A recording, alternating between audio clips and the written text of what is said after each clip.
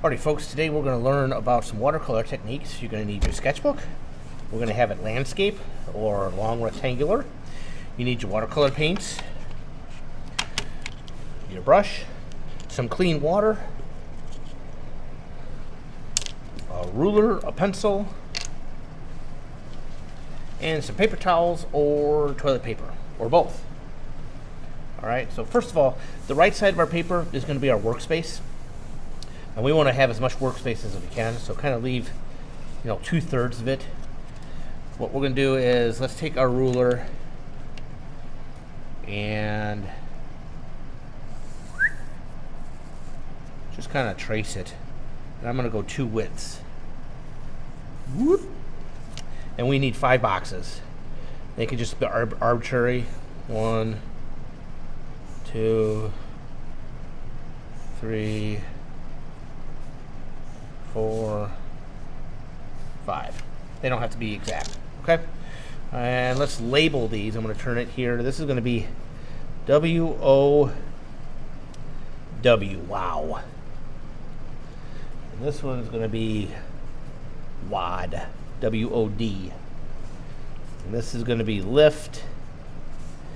This is going to be feather. And this last one is glaze. Okay. So, wow, wet on wet. We need to take a clean, dry brush. I need to clean mine here. Dip it in some clean water, and you want to pre-soak your paper. Okay, now this is not watercolor paper, so this is going to end up buckling. Okay, if we had watercolor paper, this wouldn't buckle so much. We would stretch it, and the paper is designed to absorb the water and the paint a little bit different. But we're going to soak it, get it nice and wet. Then pick a color. I'm going to pick purple. And again, I'm going to get it nice and wet. Okay, and wet on wet. See how the ink kind of transfers out?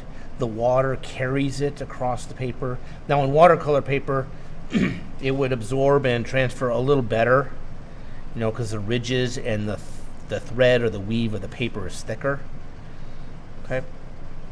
But wet on wet is we want to basically let the water do some of the work, some of the painting for us. And we get lots of different value, right? Where we initially drop our paint is going to be darker, and then we let the water kind of do its stuff. Okay, so that's a wet on wet. Okay. Next one is a WOD, wet on dry. So we're going to leave the paper dry, and if I take the same color, notice the difference. Okay, it's much darker. So rule of thumb, okay, the more water you have, the lighter the color. The more paint you have, the darker the color, right? And so if we've got wet on wet, we've got basically 2 times the water, as opposed to this, which is just whatever water's in the well of the paint, and so it's coming on much darker. Okay, so this is wet on dry, and notice the more layers I start putting down, I'm going to start getting closer to wet on wet, but I could really control darks and lights a little bit more here. Okay, with a wet on a dry technique. The trick is, though, in most watercolor paintings, is you don't want to see some of the, depending on what kind of painting you're doing, your brush strokes. You want to try to hide some of your brush strokes. Sometimes I'll take some water, and you can kind of lighten. But the rule of thumb is, once the paint's on the paper, it's on the paper, and unless you lift it really quickly, it's there. There's no erasing. So that being said, here's my rule: always work lights to darks. You could always go darker, but it's real hard to go lighter. Okay, once that water dries, it's really hard to go lighter. Okay, so this is wet on dry. Okay, you leave the paper alone, you put water in the paint itself, and you apply. Okay, and you have a little bit more control of the brush or the strokes, and it's a much darker look than say up here where you let the water do some of the work. Okay. Next is lifting. Okay. I'm going to switch colors here. Let me wash my brush really well. Okay, and I'm going to do a wash here. So I'm going to do a kind of a wet on wet. Then I'm going to jump in here and do some greens. Okay, just kind of randomly fill some space and let the water kind of do its trick. And then taking my paper towel or my toilet paper, and you probably want to experiment with both. You could lift the ink off or the color off, okay, and again creating more textures and values. This obviously is I picked the wrong color. If I was doing blues, this technique works really well for, say, clouds and skies or oceans and, different values in the water. It's, again, another way of kind of erasing. But again, even so, this is already dried out. So I'm never going to get the white of the paper back. Okay, once the watercolor is on the paper, you're never going to get the white back. So that's why I always say work lights to darks, because I could always take this brush, and go on top and darken other areas up, right? You can always go darker. It's really hard to go lighter. And now, maybe I didn't want it that dark. So I'm going to take this real quick while it's still wet and just kind of lift. Okay, this is called lifting.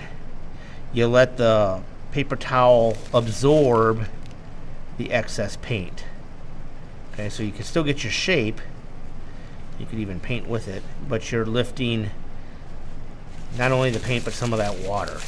And different fabrics are going to lift with different effects. So toilet paper versus school paper towels. Obviously, school paper towel is not very good.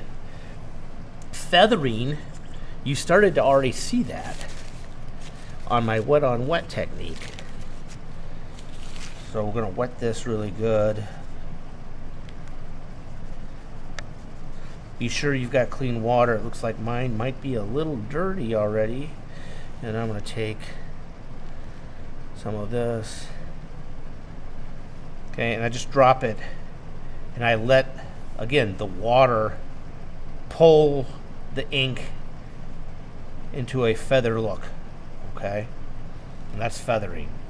Now, if you wanted to enhance that a little bit, depending on what type of brush you have, see, oops, this is more about letting the water kind of, so it's very similar to wet on wet, but here you're actually looking for a specific look like this. And this, of course, takes a little bit of practice and control. Maybe I want to lift this a little bit to add to that technique. Okay, kind of combine. Then last but not least, glazing. Probably should do a couple different glazes. So if we take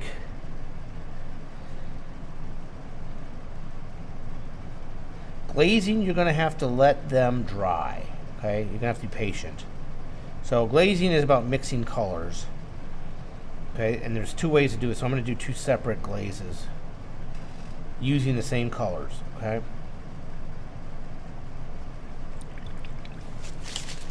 So I've got a Cody green here, right?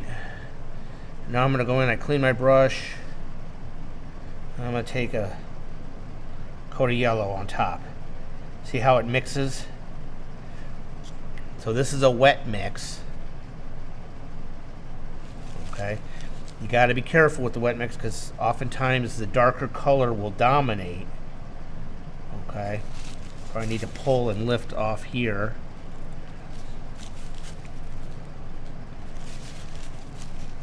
Okay. And again, you get stronger effects varying depending on how much water you're using. Again, the more water, the lighter the color. So if I let this dry a little bit more, I can come back over. Ooh, shoot. with that yellow. So this now is dry, or pretty close to dry. Notice the difference. Same colors, same order. I put green down first, then yellow. Okay. But this is a darker version, right? So glazing is about mixing colors. Let's go this way.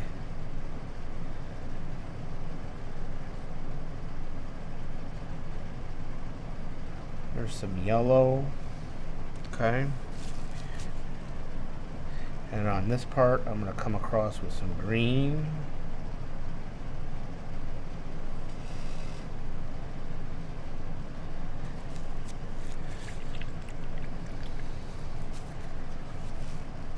I'll let that dry a little bit more. See how the green, really, the darker is going to overpower? You'll still see some yellow underneath. The yellow will still bleed through, just like the green bled through here. That's why once the color is on the paper, it's always on the paper. But you can control the amount by your use of water. Okay.